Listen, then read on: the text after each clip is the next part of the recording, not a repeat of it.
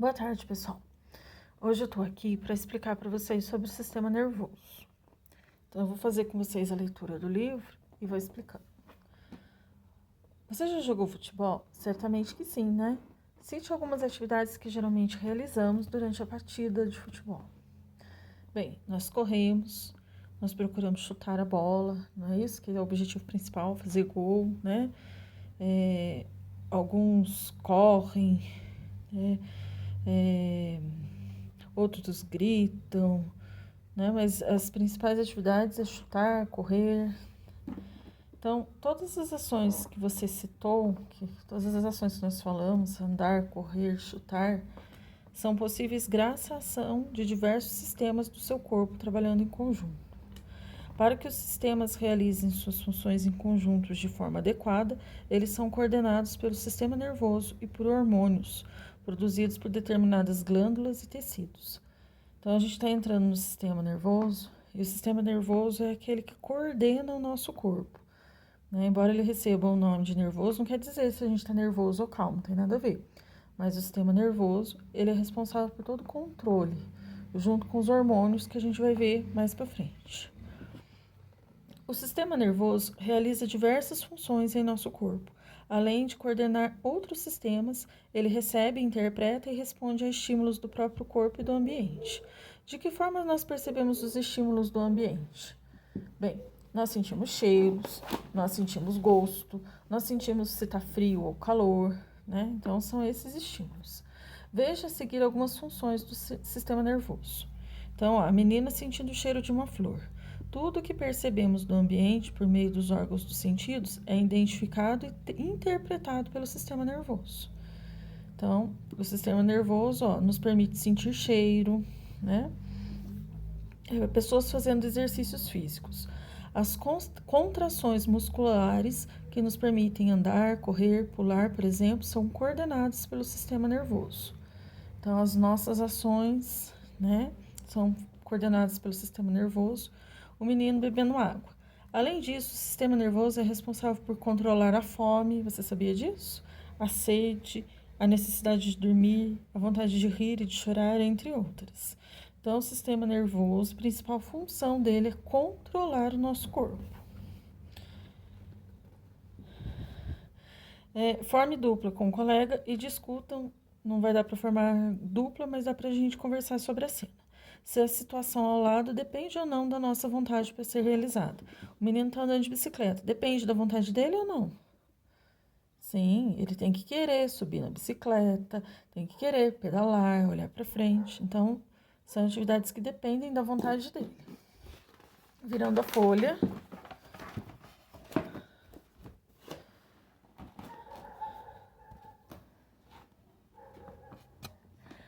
Algumas atividades que realizamos, como andar, sentar, pegar objetos, dependem da nossa vontade para ser realizada. Elas são chamadas de ações voluntárias. Então, ações voluntárias é aquilo que eu quero fazer. Então, por exemplo, eu quero pegar essa caneta, é uma ação voluntária. Eu quero ficar sentada ou eu quero ficar de pé, eu quero falar. Então, são ações que dependem da minha vontade. Outras atividades que o nosso corpo realiza não dependem da nossa vontade, como, por exemplo, a respiração, a digestão, os batimentos cardíacos, entre outras. Essas são chamadas de ações involuntárias. Então, nós temos no nosso corpo atividades que não dependem da nossa vontade. Então, assim, a gente respira e eu não preciso ficar falando, eu tenho que respirar, meu coração tem que bater, o meu sangue tem que circular. Não, tudo isso acontece de forma natural. Independente se eu quero ou não, são ações involuntárias, que não dependem da nossa vontade. Tanto as atividades voluntárias quanto as involuntárias são coordenadas pelo sistema nervoso. Esse sistema é formado pelo encéfalo, pela medula espinal e pelos nervos. O encéfalo e a medula espinal formam o sistema nervoso central, cuja função é receber informações de diferentes partes do corpo, interpretá-las e enviar respostas. O encéfalo está localizado no interior do crânio, na nossa cabeça. Ele pode ser dividido em três partes: o cérebro, o cerebelo e o tronco encefálico, que às vezes em alguns livros ele aparece com o nome de bulbo, tá? Então, olha só. O sistema nervoso. Então, aqui do outro lado tem uma imagem melhor para vocês entenderem, ó. O sistema nervoso, ele é formado, então, pelo encéfalo, pela medula espinal e por todos os nervos, né? Então, por exemplo, ó, se a pessoa vai movimentar essa mão, né? Eu vou movimentar a minha mão, ó, vou levantar a minha mão. Então, para que eu movimente a minha mão, primeiro a ordem foi dada aqui no encéfalo, percorreu toda a medula espinal por meio dos nervos até chegar à minha mão para que eu pudesse movê-la. Então, a ordem sempre acontece primeiro no encéfalo. Percorre a medula e, por exemplo, quer levantar o pé. Então, ordem dada no encéfalo, percorre a medula, vai através dos nervos até que o pé consiga ser movido. Tudo isso em frações de segundo, de forma muito rápida. Vamos ver como que é o encéfalo. A gente viu que ele está dividido em 3 partes, né? Uma parte é uma parte que a gente já ouviu falar bastante, que é o cérebro. O cérebro é responsável por interpretar as informações que recebemos dos órgãos dos sentidos. Além disso, ele está relacionado à memória, ao ato de pensar, falar, às emoções e entre outros. O tronco encefálico, ou chamado às vezes de bulbo, entre outras funções, é responsável por controlar funções básicas do nosso organismo, como respiração, deglutição e batimentos cardíacos. E, por fim, o cerebelo, ele é responsável pela coordenação dos movimentos e por manter o equilíbrio e a postura do corpo. Então, quem controla nosso equilíbrio, né, para andar de bicicleta, para andar de pé mesmo, para a gente não ficar caindo, tudo isso é controlado aqui pelo cerebelo. A pergunta aí embaixo, que é bem pertinente. O que você acha que pode ocorrer com uma pessoa que sofre uma séria lesão na medula espinal? Então, ó, vou colocar a imagem aqui para você entender a minha pergunta. Uma pessoa teve um acidente, sei lá, de carro, de moto, um acidente muito sério, e ela teve uma lesão aqui na medula. O que será que pode acontecer? O que pode acontecer é que ela fica sem comunicação, ó. Muitas pessoas que têm lesão, elas ficam sem mexer as pernas ou sem mexer o braço, dependendo do local da lesão. Então, ó, vamos ver aqui, por exemplo, ó, ele não ia conseguir, se a lesão fosse aqui, a pessoa não ia conseguir mexer as pernas, ó, porque ia ser dada a ordem, ia percorrer a medula, mas aqui ia como se fosse aquele fio de telefone cortado no meio, ó. A informação não ia chegar até a perna, porque esse caminho estaria interrompido. Então, muitas vezes, as pessoas que sofrem acidente e têm lesão na medula, elas não conseguem mais andar ou não conseguem mais mexer os braços, depende de onde é a lesão. Os nervos formam o sistema nervoso periférico. A função deles é fazer a comunicação do sistema nervoso central com as demais partes do corpo. A medula espinhal possui um formato semelhante a um tubo e se localiza no canal formado pelas vértebras da coluna vertebral. Então, no meio da nossa coluna, a gente tem a medula espinal, tá? Ela é responsável por transmitir as informações do encéfalo para o corpo e por levar as informações de diversas partes do corpo para o encéfalo, onde elas são interpretadas. Então, por exemplo, se você está sentindo, você pôs a sua mão numa água gelada e sentiu aquele frio, então, olha só, sua mão vai levar a informação para a medula espinal, que vai levar a informação para o encéfalo, que vai dizer para você que aquilo lá tá frio, tá?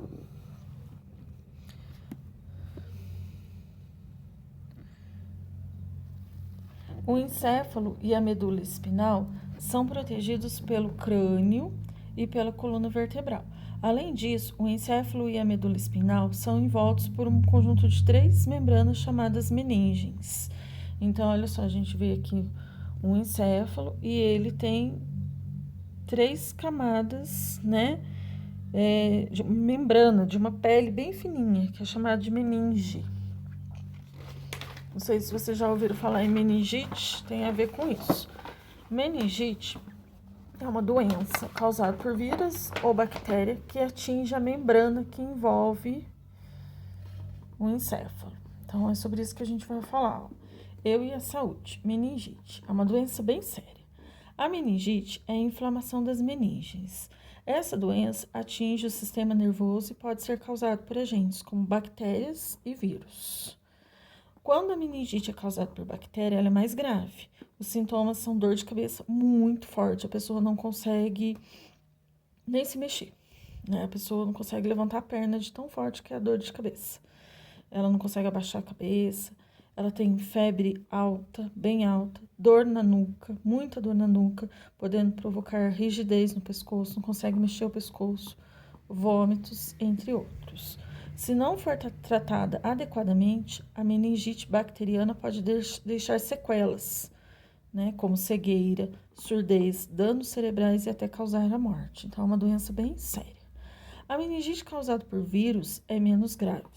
Os sintomas são parecidos com os de gripes e resfriados, com dor de cabeça e febre. A transmissão da meningite geralmente ocorre de uma pessoa a outra por meio da saliva.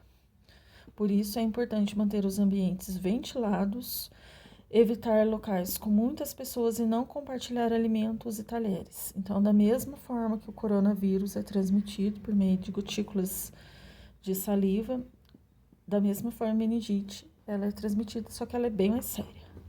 Outras maneiras de prevenir a meningite é por meio da vacinação.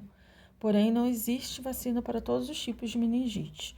Então, nós recebemos uma vacina. Quando nós somos pequenos, somos bebês, nós recebemos um tipo de vacina da meningite. Porém, existem vários tipos de meningite e nem todas têm vacina.